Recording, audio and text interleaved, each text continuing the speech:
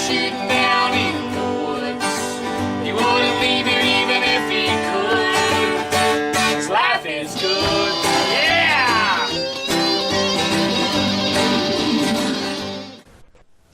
Hey, Hickok45 here, your internet shooting companion, coming to you from the beautiful hills of Middle Tennessee. Yes, the home of Dolly Parton, Jack Daniels, Davy Crockett, Alvin York, and many other famous people and many other quality folks. So what we're going to talk about, I was in the mood to hang out in the reloading room and do a little radio show, little fireside chat, little reloading room chat, reloading room rambling, whatever. And Gunner's in and out. We'll probably hear from him since he's not too predictable, other than predictable in that he will be doing some crazy things probably. Chewing on something. He's liable to drag in a dead raccoon into the room here, or a can, or a plastic bottle, something from the range, who knows. But we're going to chat about a few things. Haven't come to you from the reloading room for a couple of weeks, I guess. So a few things I might talk about. Like, what was I going to talk about? I don't know. We'll do a gun action of the show here, and maybe talk about silencers a little bit, about choosing guns, gun availability, just some different things. We'll see what comes up as we move along. How's that?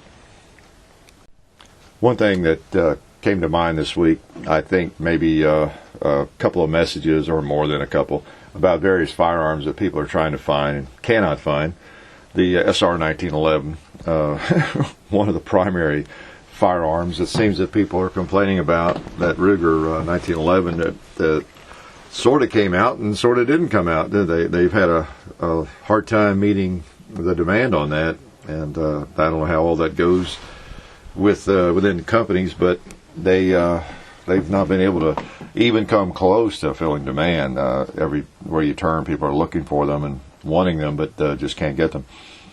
And got me thinking about other firearms and other messages of that nature. In the coming summer, I know from history, in my experience, my guess is that this summer it could even get worse as we move closer and closer towards the election, because that typically is the time when people become a little more concerned about things that some folks would like for us not to have, period.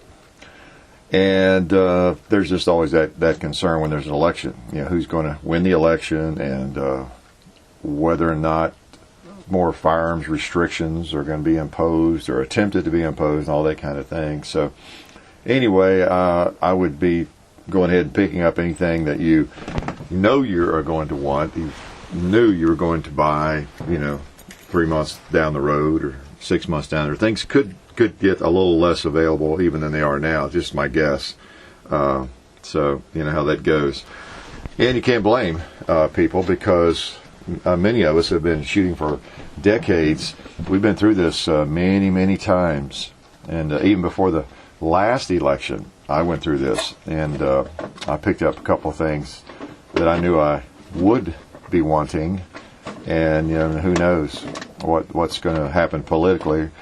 And fortunately, we've held off any draconian political stabs at us pretty much lately through the NRA and other gun rights organizations and just individuals. We've been able to maintain pretty well. But anyway, just a few thoughts on that. You always have to keep that kind of thing in mind. Unfortunately, you have to buy defensively lots of times. I can't tell you how many magazines over the years I have purchased just buying defensively, planning for the future, planning to have a stash in case it's $150 for a Glock magazine again, or $100 for a Glock magazine, depending on the model. So anyway, been there, done that. And speaking of guns and firearms, let's just go ahead and see if we can figure out what the gun is, okay, of the show.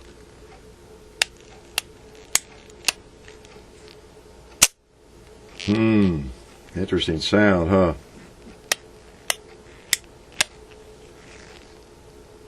Some of you guessed that right away. At least you should have. There's not a lot else I can do with it. That should be enough for most of you. Okay? It is a fine firearm. One I don't shoot enough of lately. We've got to do something about that. I get questions pretty often about carrying hot, condition 1, and that sort of thing. I might do an FAQ video on that sometime. But I'll ramble about it a little bit right now, I guess. In fact, I had a couple recently ask me how I carry. Should I carry round in the chamber? Do you carry? Mainly they want to know whether I carry with one in the chamber. And the short answer is it depends, really, kind of what I'm doing, whether I'm leaving the farm or what's up. But often, yeah, one in the chamber. But I guess what I want, and I know a lot of trainers, the hotshot trainers, are probably going to tell you if you don't have a round in the chamber, you're unarmed. You know, you're a total idiot. I guess that's what they teach. I don't know, but unless you're really familiar with firearms, and you're very safe, you know what you're doing, attention to detail, you're not a bull in a china shop, all those kinds of things. You got the proper holster. Maybe you don't want one in the chamber. You know. Having a gun that you can get into action within just a couple of seconds, putting one in the chamber, that's 90% of the battle right there. Having the firearm and having a couple seconds to get it ready. Now, if you're running into situations where you don't even have 2 seconds, I don't know. Maybe you're not very alert. Maybe you're hanging out in the wrong places. You know, there's lots of arguments for that either way. I could argue it either way. And I know all the arguments on both sides. You know, you're disabled, and, you don't have time to chamber around. There's just all kinds of good arguments, both sides of that. But I still come back to the fact that, there are a lot of people right now getting into firearms for the first time. And I think back when I first started carrying and handling semi-automatic pistols a lot. And I remember myself, being a little bit taken back, putting a round in the chamber of a Glock, and then that thing is hot. It's like a rattlesnake, and I'd make sure I had that in a holster with the trigger covered, and it was. I remember being, not alarmed, but very, very conscientious about that, and I still am, but. I just remember it being seeming a little bit dramatic to me in some way, partly because I'd been used to carrying revolvers, mostly using double-action revolvers, that kind of thing. But, if you're new to firearms, you don't want to jump ahead of the game. I don't care what the quote-unquote best way to carry is. Having a gun, if I've got a gun in my holster, even without a magazine, and I've got a magazine in my pocket, I feel like I'm pretty well armed almost, got a gun that I can get into action within a couple of seconds, so I don't know. You got to do what you think is best. Know your training level, your experience level, and just know yourself, and don't take any unnecessary risks, chances. After all, that's why most people want a firearm anyway, or a carry permit. Better to have it and not need it than need it and not have it, and all that, to keep yourself safe and alive. So if keeping a round out of the chamber is part of keeping yourself alive, because you know yourself, that you just got to think about all that. There's no one answer for that necessarily. But anyway, just wanted to touch on that, and that ties into, of course, choosing firearms as well. What your level of experience is and everything, because as that changes, as you become more experienced and you shoot more, you'll just naturally gravitate maybe to different guns, or a better trigger. I think I've talked about that before, where you might buy a gun, you're new to firearms, that feels fine. You pick it up in the shop, they let you snap it, work the trigger, use the double action, whatever it is, and it feels good, gun feels good. Yeah, I could shoot that. Sights look good. It's the right size.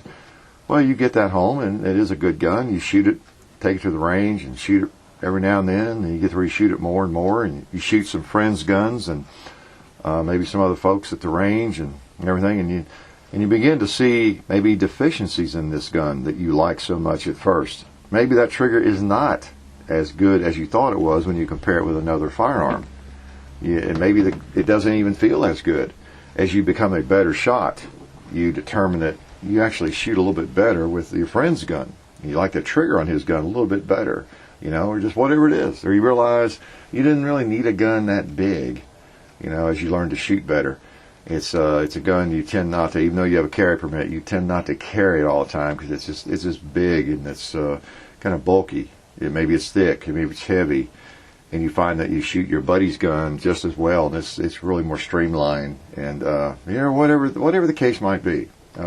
We could paint 100 scenarios there, but anyway, just know yourself, know that you're going to probably change in your tastes, and with that trigger and that condition for carry, that could change too, as you become more familiar with firearms, and for sure the dangers and the potential for danger there with a round in the chamber, and it's not a problem. That your finger's always off that trigger, and every holster you have does a great job of covering that trigger, and it's never around where anybody else can get their hands on it. Just all those things.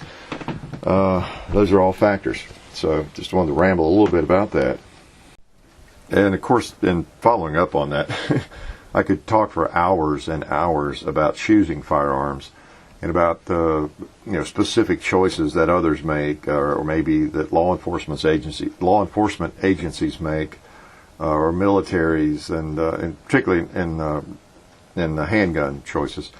I had just a message this morning for a comment I saw. Someone had left a comment about how the SEALs use SIGs or something like that, and of course you see that FBI uses Glocks, or this agency uses that, or the military carries the Beretta, or and you always have to weigh the reasons for these agencies making their choices, how they go about it, and then what their purpose for a pistol is too, as far as that goes.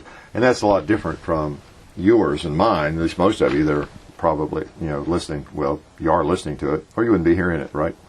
But that's reminded that a lot of military people listen to or watch the videos, but. For the civilian, and I guess some folks in the military, maybe MPs and different assignments, the pistol could be your primary weapon, firearm.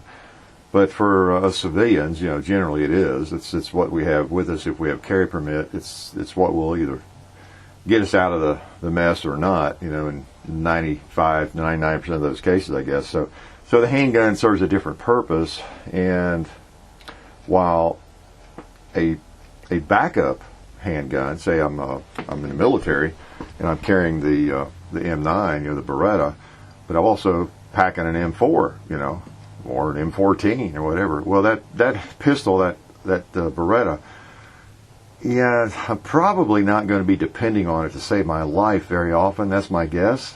I'm sure there are some soldiers where that's happened, but generally speaking, it's that long gun, it's that rifle, that shotgun that's my primary weapon. So that pistol is usually a backup weapon there. And while I want it to be a good one and a quality one, it's not as important that it have the perfect trigger and the gun that I shoot better than any other pistol and all that sort of thing. Well, they don't get to choose it anyway. Most of these agencies, the individual agents. But just always keep that in mind, of course. And then also they're evaluating on the basis of a lot of different factors. And often there's some criteria there that has to be met. Like it has to be a double action. That's as far as the specs. Okay, we're going to adopt for this agency, pistols next year. So go ahead and submit what you have, and send out to all the companies. It has to have night sights. It has to be a double action operation. It has to have ambidextrous, safety, whatever it is. So, so that's what you're going to end up with. So it's the best that meets the specs. Is what it comes down to. So you can never look at what the FBI uses or the Navy SEALs or the DEA or whoever it is and just say, well, that must be the best pistol, or the New York Police Department or whatever it is. and they're all using good pistols generally. They're using Glocks and Berettas and SIGs and good guns. But you don't want to base your decision on that. Think, well, let me see. Who are the toughest guys on the planet? What are they carrying? Well, man, if they make that choice, I know what I'm going to use. Or, what's the biggest police department in the United States use? Whatever it is, that's what I will use, Or, any kind of thing like that. Because you got politics involved in those choices, too, and everything else. It may not be the gun that fits you the best and that you shoot the best. So anyway, just something to think about there.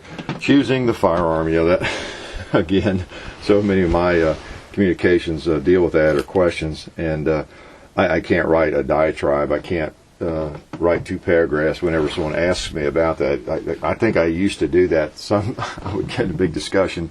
Well, you can't do that when you get that question 40 times a day. And I don't have time to write back and give them all the questions I need to ask, obviously. Okay, well, like what pistol should I buy for my first gun? Or what, I've got a SIG and I've got a Beretta. Should I get a Glock 23 or should I get this gun? I think about all the questions I would need to know. I'd have to sit down for, a 30-minute interview before I could give, I don't know what I would think is the best answer I could give. And then when you get right down to it, I still don't know. It doesn't matter. Like I said earlier, you grow into different guns. Your skills and everything evolve, and you decide a different gun is better, a different kind of trigger. And one of the reasons you hear me praise the striker fire trigger over a double single action is strictly I have shot so much. I am very picky on a trigger. I've shot a lot of competition. I just shoot a lot, and for me, even that 2% improvement, is big. It's big. And I've used this analogy, and not to sound like I'm Rob Latham or anything, but it's like, I think I've used the analogy of a race car driver, someone who drives, every weekend, one of the NASCAR circuits or something, or Indy, whatever. Well, those people probably, they drive so much, they might shoot too. They drive so much, and they've tried so many different vehicles and things. If their steering wheel is a half an inch bigger in circumference, it might throw them off. You know what I mean? They live with that. It's a part of them. Whereas I wouldn't notice it if it was 6 inches difference, because I don't drive a race car for a living, So it just comes down to, your experience in a lot of ways. And then also just your personal preference on top of that. Because as I've pointed out in some of the videos where I do trash talk against the double single action triggers a little bit, if that's all I carried, all I shot, I would be bound and determined to master it. And I'd be well enough armed with one, no problem. And I would just practice, and that would be my entire orientation. Knowing when I pull it out, that first trigger is going to be a long double action, and then the next one is going to require a shift, in pressure and maybe even in grip. Okay, and I could do that. Obviously, a lot of people in the world have done that with SIGs or Berettas, whatever they're carrying, at least to some extent. I don't know how good everybody is with it, but it can be done. It can be done. But anyway, choosing a gun, just a lot of factors there. Experience, purpose, and we won't talk 2 hours on that. Maybe we'll divide that up and do some videos on that sort of thing. Before we go too far, let me go ahead and share with you what fine firearm that was that I was fondling earlier, because I have it in hand again and I'm fondling it. Yeah, those of you who know the old COLT, the 4 clicks, know that it's a Colt single action. It's a beauty. It's my 7.5, one of my 7.5s, my favorite that you've seen several videos. 7.5 inch barrel, 2nd generation. What a beautiful gun. I don't know if I can finish this radio show or not. I might just have to carry it outside and shoot it some. Certainly when we finish here. What a beaut. What a beaut. I guess I'll talk a little bit about some of the videos and things we've been doing lately. One thing I like to give you in the radio show, the Reloading Room Rambling, is maybe a little more information than you get. And I do a little bit of this on Twitter too, but for the people that are real followers of the channel. And although sometimes I wonder if I'm doing the right thing, because when I mention a gun that I have purchased and that you'll be seeing in a video here down the road, give you a little inside information or early information, then I start seeing a lot of comments. Well, when are you going to do a video with that gun? Or where's that gun? Legit? So I don't know. Everything's a double-edged sword, isn't it? And it is, I've talked about before, vlogs and radio shows. We have a kind of a posting schedule. We just try to use the best logic we can on that. We get together when we can, and we always have, lots of videos we want to do. If John was off and I were off for 10 days straight, and we were forced to do videos, that'd be great. We could fill every hour of each of those days. We have enough stuff, in mind we want to do. I mean, it's not all some dramatic thing. It's just we need to get this gun back out. We haven't had that gun out for a long time. We haven't done a chapter 2 on this gun or a close-up, and we got this gun we've not done anything with yet. So there's always a lot of stuff, cooking.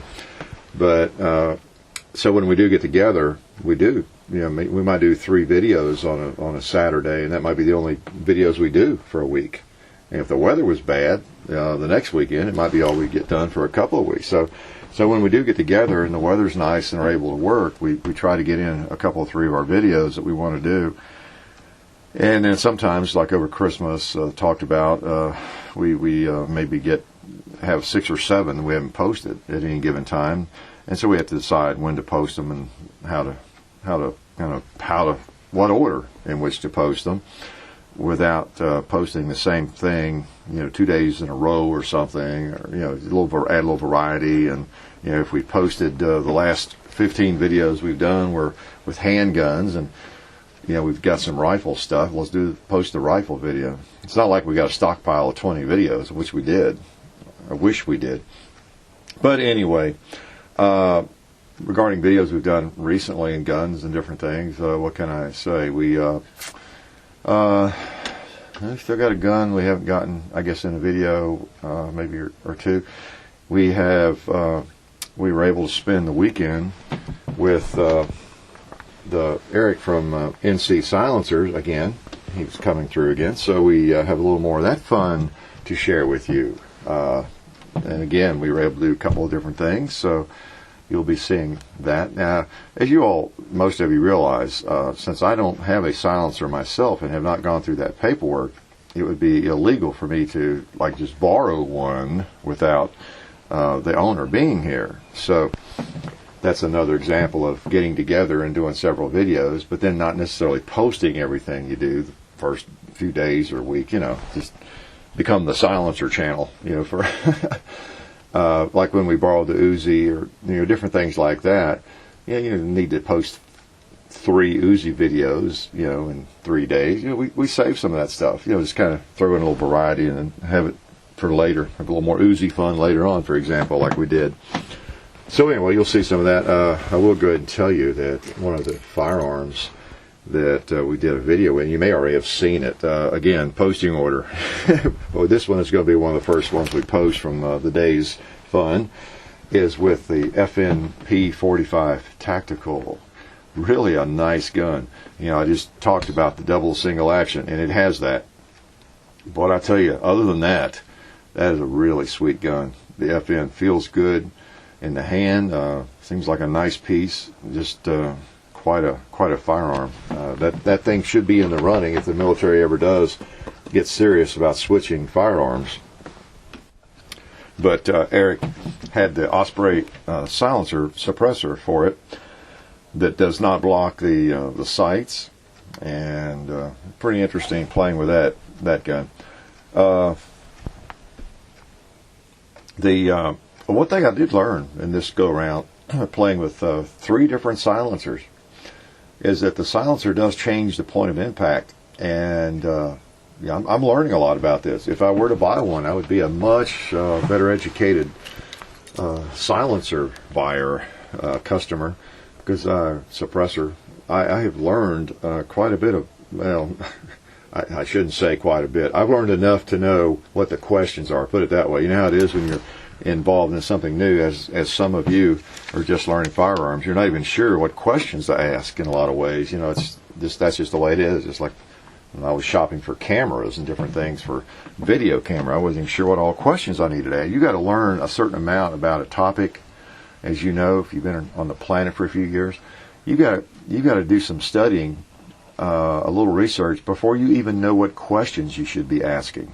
You know, what things you should even be considering. You know, what your criteria even is for buying something. But I didn't realize that some of them are more adjustable than others, to get it on line of sight with your sights and that kind of thing. At least for a handgun. I don't know about some of the rifle silencers. I don't think I really noticed any big change on the blackout, as I recall, in terms of point of impact and all that kind of thing.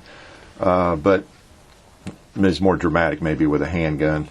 But there were some dramatic differences. And then one of the silencers we messed with on a Glock, it was more adjustable. And we took some shots and actually moved the point of impact over as we adjusted the silencer a certain way and all that. I won't get too technical. But, yeah, so anyway, there's a lot to those things. There really is. But it was kind of fun. Shot a little 22 silenced, you'll see. And then a different Glock, not the Glock 17 again, a big bore Glock. So we'll be posting some of that as we move through, and I think probably we will be posting that first one before you even hear this. So you will have seen it, and yeah, pretty gun, that FNP45 tactical. Pretty gun is a dark flat earth, I think it's called. Is that it? Flat dark earth, dark flat earth. I made the comment in the video, it's no earth I've seen in Tennessee. It doesn't have enough red dirt in it, right? But it's a pretty color and a nice combination. I don't know about you all. I'm a little torn on that. I see the Glocks and various firearms in those different colors, you know, whether it's OD green or like a desert tan, sand, whatever it's called. This one's, like I said, it's dark flat earth or flat dark. I had it right in the video, I forgot now, but it's dark flat earth, I think. That is a pretty color for a gun. It really is. But I don't know. Man, if I was going to buy, I still like black. I still think I like just a good old dark black. Or light white, right? Yeah. Okay. Getting a little crazy. But anyway, you'll see some more silencer action coming up. And I don't know, what else are we going to do? Well, we've got some pretty, I think, neat videos. Before that, we still have not posted. We got some follow-ups on the PPQ and the, what else? The SIG 238. What else? The Glock 36. Yeah, we got a little Mosing Nagant action and a little blackout action. We got some stuff, you know, that weather gets really bad and we can't get a video for a couple of weeks. We'll keep cranking them up there. You'll still see action. So, been having a lot of fun, doing a lot of shooting, you know. And what's more fun than that? And I'm just really glad you all don't expect perfection. You know, that's really one of the coolest things about what we've got going. Most of you seem to enjoy the realness, reality, the one take aspect of what we do. And we probably should maybe do a little more planning sometimes. When I get a gun, the sights aren't on as well as I think they are, and maybe getting a little more missing than I should. But I don't know. I generally do that. I don't just pick up a gun. I have no clue as to where it hits, and let's do a video. I get them on, you know, borrowed gun, whatever it is. So that seems all right. I'll take some shots and everything. But then again, sometimes, as you've noticed, I'll get over on the Chapter 2 videos with a rifle sometimes, those small targets over there, and that reveals that maybe it is, you know, it shoots just a hair to the right, or I need to hold a little bit lower, and sometimes that's revealed a little more dramatically, or maybe it's just the lighting, or it's just more of a challenge to shoot that particular gun, or just I'm not having a great a day or something. I don't know. I generally don't have really bad days. It's not like, I don't know, what is something like, you know, maybe throwing a football or something, or even shooting a basketball. Some days you're better than others, but typically, you know, it doesn't change that much. It's usually something about the lighting, or I'm just not seeing the sights clearly, or I thought I knew where to hold it and I didn't, or maybe I am just in a little bit of a flinching mode and I don't realize it. All those things can happen. But we do appreciate the fact that folks seem to like that the real aspect of it, because that makes it much more fun to do it that way. It really does, than to have everything slick and perfect and edited to the point where it's ready for primetime TV. It's just more fun the way we do it, and because of that, that's one reason we do videos, more videos than, or as many videos as we do, I guess, because we do some preparation, believe it or not, but we can just go do a video, have some fun shooting, set up some targets, and we just go over what we're going to do, and think about things we want to cover in a video, and then just turn on the camera, and it makes them more doable, for one thing, and it really does make it more like you guys have just kind of bopped in on us while we're shooting, and that's almost what it is. So hope you continue to enjoy that.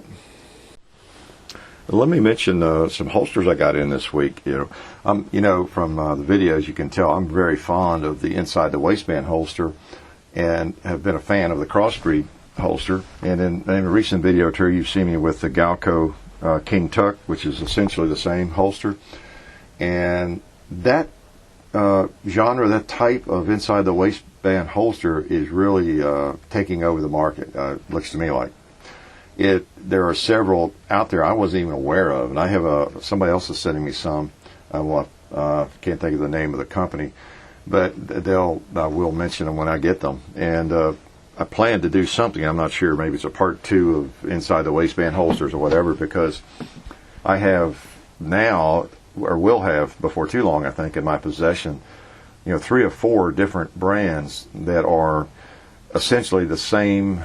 Holster type exactly. Essentially the same design as the crossbreed. I didn't realize there were so many out there. I mean, everybody's, I guess, copying. I think crossbreed was first. There might have been someone else. You can correct me on that one, but that was the first one I was aware of. Just like that. With the big leather slab and everything. But there's, as with anything that works, there will be people that use that same style, and people will, I guess, accuse them of copying it. But anyway, I got somebody I was contacting about hidden hybrid holsters, and they sent me some of theirs for the Glock and PPK and things. But so you'll probably see me wearing those. I'm wearing one right now because that's what I do when I get a holster in. For one thing, I don't just take random holsters in. If someone asks me about it, contacts me, I go to their website, kind of look at it and see what it is, and it looks like something that I might like. I say, give my usual line, go ahead and send me one, and if I like it, it'll probably show up somewhere, because it's something that the viewers would be interested in. That type of holster is a great holster, I think. So anyway, we'll do something on that, but kind of an interesting holster. It's the same type of holster as the King Tuck and the crossbreed.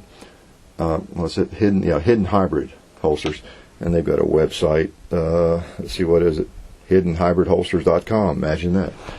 But seemed like good folks. Wrote me a nice letter and everything, and I told them if I like it, it'll show up in a video. I think I do. So it seems to be, at least at this point, I just had them for a day or two. I've worn a couple of them around, and quite nice.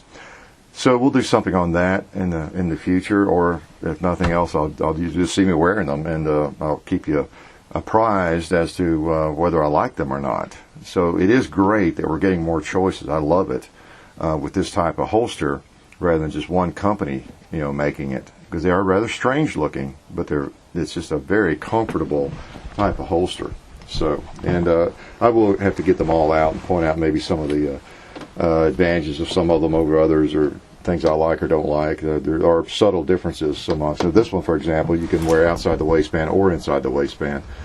It's got a nice backing on it. It doesn't slide around inside your pants. So some things like that. So Anyway, so I'd mention that. You'll be hearing more about holsters come spring, I guess. Like to wear them around. I've got another one coming in like this, and want to wear it some, and wear them all. I just rotate among the crossbreed, the King Tuck, these, this other one that's coming. I think is very, very similar, and it seems like I'm forgetting one, but we'll get them all out here sometime and give you a look. I was going to talk a little bit about shopping for guns and visiting gun shops, gun shows, that kind of thing. It's probably a topic I should bring up every now and then, and maybe have not talked about it much. I think there's some videos on YouTube. I'm thinking Lima Life did one on how to act in a gun shop or something like that, and there's probably others. But I know it's an issue because I've had people tell me several times how they feel intimidated, in gun shops. And I guess I've talked about this to some extent, so I'll just talk about it a little bit now too. Gun shop owners, there's no test, and which is a good thing. It's a free country, relatively speaking. There's no personality test before opening up a gun shop. You got to get an FFL and be able to maintain a business and everything, but you don't have to have a wonderful personality. That's number one. You got to remember that. So if you're a new shooter, you go into a gun shop and you feel like they're just not very helpful, or they're put off by your questions. I understand that because I've been prowling gun shops since I was a teenager, and I've seen a lot of that. And it's even worse sometimes at gun shows, because they're standing there on their feet all day long, and they're trapped in that building and the concrete floor usually, and maybe not many breaks. So it can be even worse at a gun show. It can bring the worst out in people because they get a hammered barrage of stupid questions every hour, I guess. What they would consider stupid questions, and some of them probably are. Look at the internet. People are not always showing their best side, are they? But anyway, I have a couple of tips. I'm not even sure what I'm going to say. I just put it on the list. My advice when you go into gun shops is try to do a little research before you go in. It's probably not a good idea if you're a new person to guns. You're all excited about firearms, because you can get kind of slapped back down. And I've seen that happen, and I've sensed that from some messages I've gotten. Someone's all enthused about getting into the firearms world and maybe getting a gun or two, and they go into a gun shop and they ask all these questions, and there's some surly old guy in there or a young guy that just gets fed up about the third question, and it really dampens your enthusiasm. It's a shame, but my suggestion might be to do your research on a particular firearm you think you're the most interested in. It's all out there on the web. Man, you can learn all the factual stuff, can't you? Google is your friend. Find out everything you can. Look at videos. I think there are guys on YouTube that do videos on firearms even. And, just build your knowledge base. Even if you've never touched a gun, say you're looking for a Glock, you're looking for a 1911 or whatever, just really do the research. And then when you go in and ask the surly old guy behind the counter, instead of asking him, why is it called 1911? You might be able to ask him more specific questions. Well, I understand this 1911 has a magazine disconnect. Does the Colt, or there's something you can just demonstrate some knowledge, and they're more likely to be kinder and gentler with you, is my guess, even if they are a little surly. But do your homework, and probably don't go in and barrage them. Don't use them for your education. You understand that they know Google exists. I think most of them would. And so, have some good questions, maybe pick their brain a little bit, and you can feel them out. Sometimes you walk into a gun shop and there's not much going on, and whoever's there is just as friendly as they can be, and they'll talk to you for hours. Another day at the same shop, you may not get that experience, but pick and choose your conversations wisely, maybe, and just be aware that they get people coming in there, every day, asking question after question. Lots of them, just basic stuff that they could Google up and find without any trouble. Gun shows, same thing. try to be prepared. Know what you're looking for. It's a jungle out there. If you're brand new to firearms, it really is. Maybe we ought to do a video on that this spring on steps to take in your firearms education, something that might be more helpful than just a little rambling here on the radio show. But the more research you can do into the specific firearms you're interested in, the better. For example, you're looking for a Glock. If you went into a shop knowing that the Glock 26 is the smallest 9mm and that the 19 is the mid-size one, and that the 17 is the bigger one, the original, and the biggest, I guess, is the Glock 34 or what. You already know all that, and you kind of know the capacity and the magazines and everything. It's just a matter of getting a feel for the one and looking at the sights and maybe handling it, that sort of thing. It just goes a long way. You can even ask, if you can ask when you walk in if they have a Glock 26, you'd like to see it, instead of asking, you got a Glock 9mm, well, they're going to say, well, yes, which model or what way you're looking for. You can just demonstrate a little bit of knowledge. It would help along the way there. Okay, and I guess I've rambled enough. Talked about a little bit of everything under the sun here. And I hope that you have a great week, that you get a chance to shoot. I certainly have the last couple of weeks. Been doing a lot of shooting. I mean, a great deal of it. We're not even going to do videos today, but I'm going to get something out. Maybe this fine Colt, and prowl around the farm, take a few shots, do a little cleanup from some videos we did yesterday, and just have a little fun. Take Gunner out, let him run around, go crazy. He's kind of funny. He will not go over on the farm very far unless we're with him. He'll go on the first hill there with the target range and try to run down a squirrel or a bird or something, but he won't just take on off over there further on over where we tend to run into zombies unless we're with him. Maybe that's the reason. He knows they're over there and he'd rather be along with him with a firearm. So anyway, I'm going to take him for a little walk. Take my Colt single action for a walk, and I hope you get a chance to do something like that yourself this week. And as always, represent the firearms community as best you can, whether it's on the internet or it's anywhere, at your workplace, it's at the skating rink if you're a teenager, wherever. If you're a teenager, you especially, and if you're interested in firearms, try to buck up and be mature and demonstrate some sensibility. And not that I'm implying you don't have any maturity, but any of us who are interested in firearms, we got to keep that in mind. There are people that are still afraid of firearms. They really are, and they look at you out of the corner of their eyes. If they know you're a gun nut, quote unquote, you have a strong interest in firearms. There are still a lot of people out there like that. Got to be aware of that. Young people, old people, middle-aged people, strange people, normal people, whatever. Just be aware of that and represent the shooters in the best light, because it is a fun hobby, as you can tell from what we do and from what you do. It's fun. You wouldn't be listening to this stupid stuff, would you, if you didn't enjoy it, if you didn't like guns. So anyway, a lot of rambling and a little bit of advice maybe, and my 2 cents worth on a few things, and that's probably all it's worth, 2 cents. So have a great week, and I'll talk to you later. You've been listening to the Hickok 45 radio show. See you on the range.